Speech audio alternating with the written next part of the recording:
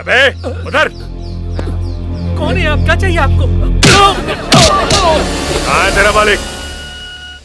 Hello sir, हम लोगों को कुछ लोगों ने रोक लिया है सर। स्टाफ के लोगों को मार रहे हैं और हमें धमकी दे रहे हैं। जल्दी आइए सर, वरना हमें नहीं छोड़ेंगे। कौन है वो लोग? क्या चाहिए उन्हें? सर मैं कुछ नहीं जानता ये लोग कौन है और क्या चाहते हैं सर।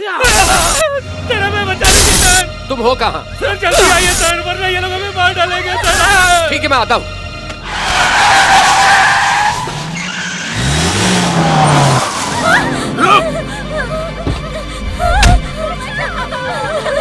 कहाँ भाग के जा रही है? रुक!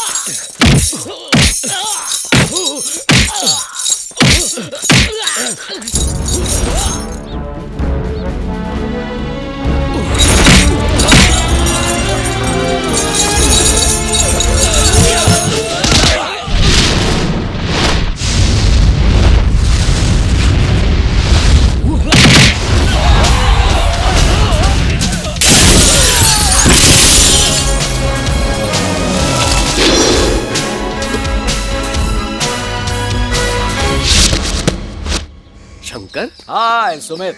शंकर तुम्हें चोट तो नहीं आई ना? मुझे सवाल ही नहीं उठता। लेकिन तुम तो अमेरिका में थे, यहाँ कब आए? और ये सब क्या है? एयरपोर्ट से सीधा तुमसे मिलने तुम्हारे घर आ रहा था तो रास्ते में देखा कि कुछ गुंडे औरतों को परेशान कर रहे हैं, उन्हें छेड़ रहे हैं, तो मैंने बस उनके छक्के छुड़ा दिए।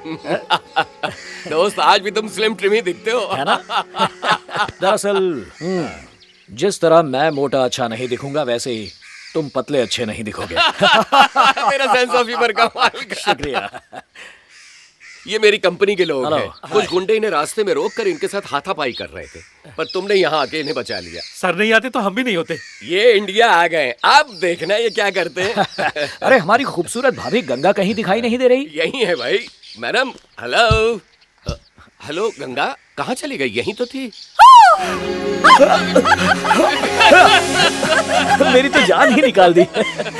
क्या बात है। मैंने तो सोचा था कि शादी के बाद ये गंगा बिल्कुल सुधर जाएगी, लेकिन ये तो आज भी वैसी ही नटखट और चुलबुली है। इसी चुलबुलेपन पर ही तो मर मिटे थे। Good good. चलो घर चलते हैं। आप लोग आगे चलो, मैं पीछे पीछे आता ठीक हूँ। है। लव मैरिज के बाद हमने विंध्यपुरम जाने का फैसला किया है। इस बात से माँ बहुत नाराज है। मैं बाबूजी का आशीर्वाद लेकर आता हूँ। ठीक है।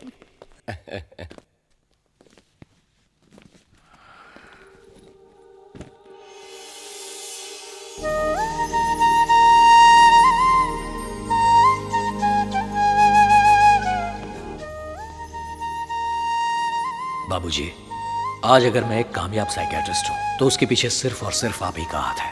आपने इस अनाथ को अपने बेटे की तरह पाला। आपके एहसानों को मैं कभी नहीं भुला सकता। भले ही आज आप हमारे बीच इस दुनिया में नहीं है, पर हमारी यादों में हमेशा जिंदा रहेंगे।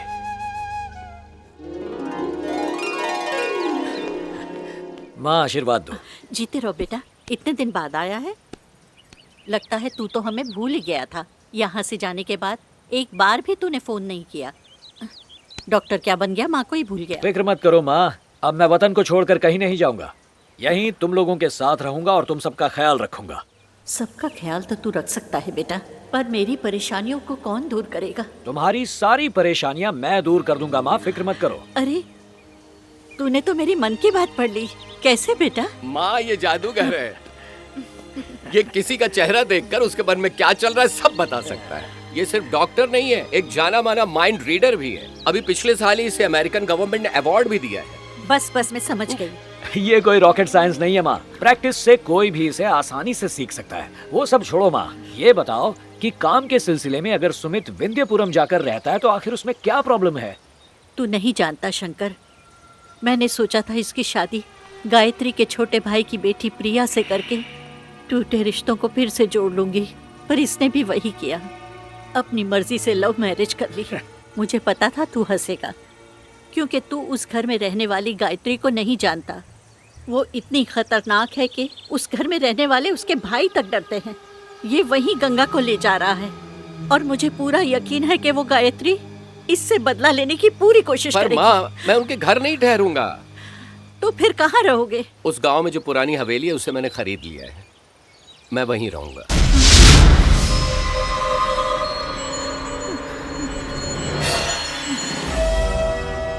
क्या हुआ माँ? बेटा मैं बचपन से ही उस हवेली के बारे में बहुत कुछ सुनती आ रही हूँ।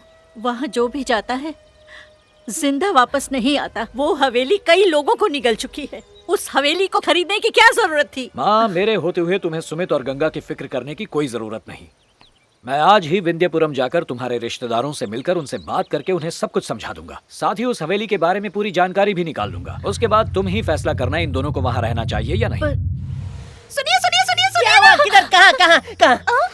अरे कहाँ आग लगी जिसकी गर्मी तुझे महसूस हो रही है? भगवान ने इतना बड़ा मुंह दिया है, धूप से बुझा दे। तो देखिए कितनी सारी लंबी लंबी चमकदार गाड़ियाँ आ रही हैं। हाँ सच में लंबी और महंगी गाड़ियाँ हैं। काश हमारे पास भी एक होती। आइए आइए अपना ही घर समझिए। बड़े भैया इनसे मिलिए, दूल्हे के पिताजी। 3 जन 300 गाड़ी लेकर आए, ऑटो में आ सकते थे। इतनी गाड़ियों की क्या जरूरत थी? इतनी महंगाई के जमाने में आप पानी की तरह पेट्रोल बहा रहे हैं। वैसे हम प्रिया के माँ बाप हैं, लेकिन हमारे घर के सारे फैसले मेरी बड़ी दीदी गायत्री करती है। मैं बस यूं गया और पूछ कर आया। आप बैठिए। प्रिया का रिश्ता सरस्वती के कहने पर मैंने उसके बेटे से तय कर दिया है। सालों पहले जिसे मैंने चाहा, सरस्वती ने उसी के साथ घर बसा लिया। उसने जो गलती की मैं वो दोहराना नहीं चाहती। ठीक है।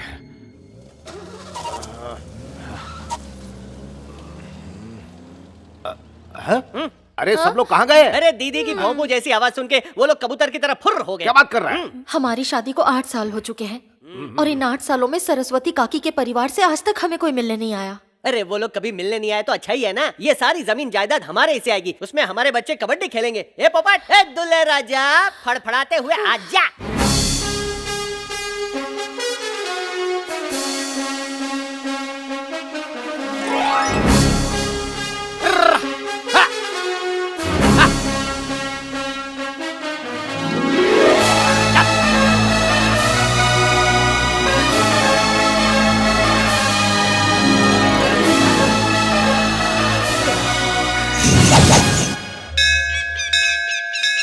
कछुए पर बैठकर तो नहीं आ रहा, रॉकेट की खोज हो चुकी है, रॉकेट पर बैठकर आना चाहिए ना।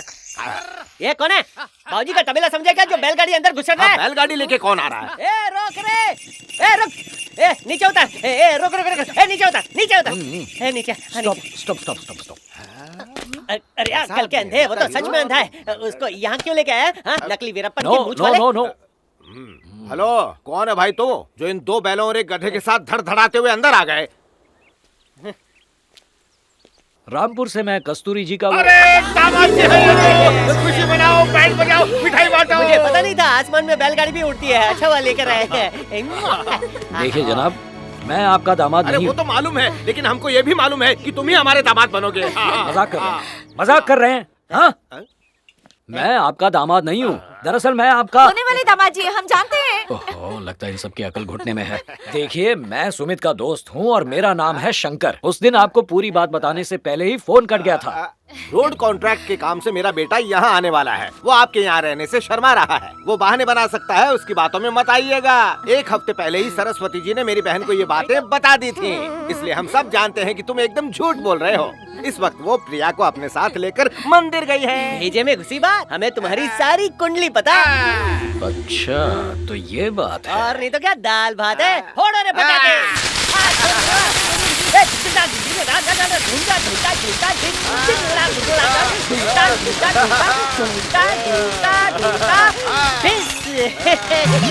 ये कहाँ ठिस हो गया?